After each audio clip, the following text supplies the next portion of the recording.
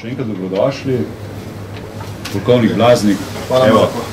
Izvoli. Zelo kratek uvod, zdaj, ko smo tukaj skupaj na vadbenem centru. Polkovnik Boštjan Blaznik. Kot veste, je Vlada Republike Slovenije pooblastila Ministrstvo generalni štab, da ustanovi NATO center odličnosti.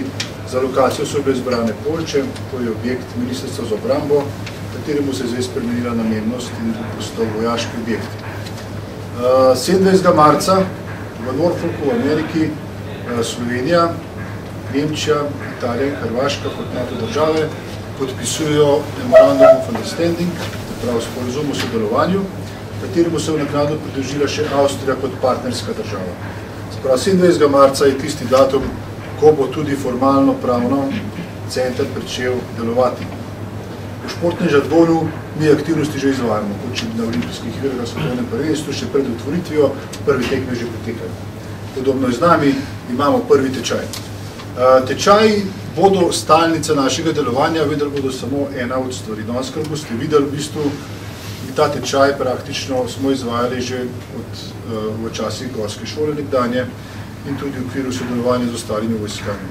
Sam tečaj bomo v bistvu mi s tem zaključili, ga certificirali in ga predlagali tudi Zvezi NATO za nadaljno uporabo. To govorim zaradi tega, ker tečaji bodo pomembni, pa tudi ne.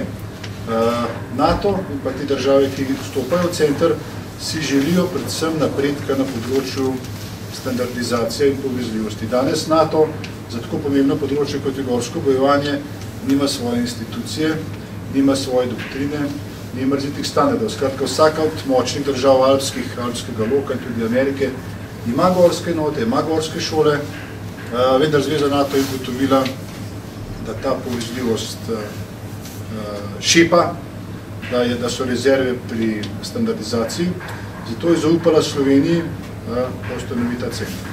Toliko kratkem uvodu, kar se tiče centra. Proračun centra bo 414 000 evrov, v ta proračun bodo prispevali vse države, večinski delež po posebni formuli bo dajala Slovenija, vsaka od držav bo imela svojega pripadnika, častnika in pa letno nekje okoli 21 000 evrov letno bo ta skupni proračun prispevala.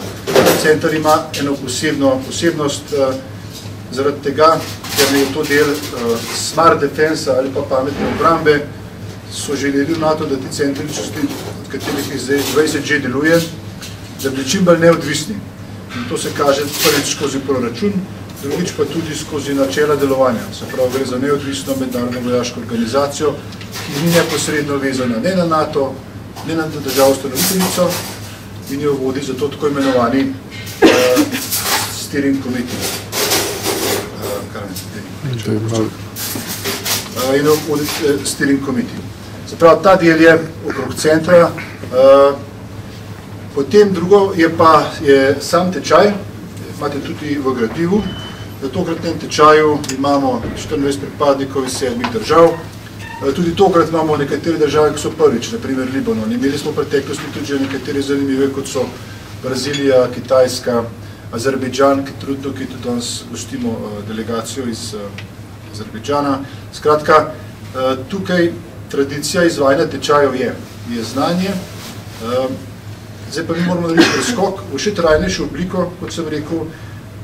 Do sedaj je bil naš izdelek predvsem tečajnik, zdaj pa od nas želijo, da je naš izdelek, da so pisani izdelki, kot so koncepti, standardi, doktrine, analize, raziskave in tako naprej. To bo pa zdaj tudi glavno področje dela. To bi vam rad kot predstavnikom javnih medijev posebej rad poudaril, ker niti notranja javnost včasih ne razume, da se zdaj mi razvijemo precej v drugo smer kot časih, ko je delovala še ko smo delovali kot gorska šola in je bil predvsem tečaj, tisto, kar smo delovali, zdaj je pa predvsem tudi ta pisni del.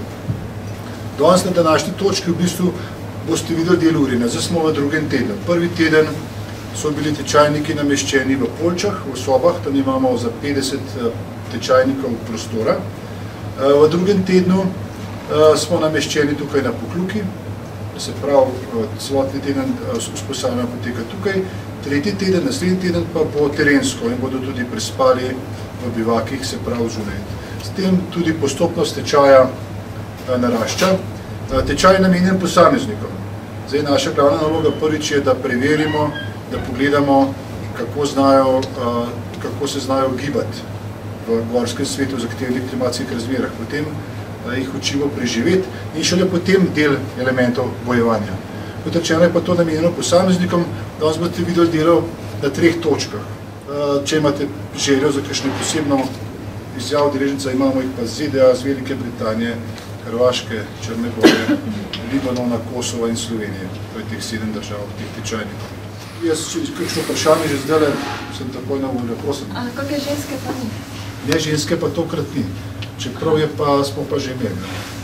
Ženske pa ni, kot tečajnice. Pa bo v prihodnosti še kakšno? Upajmo.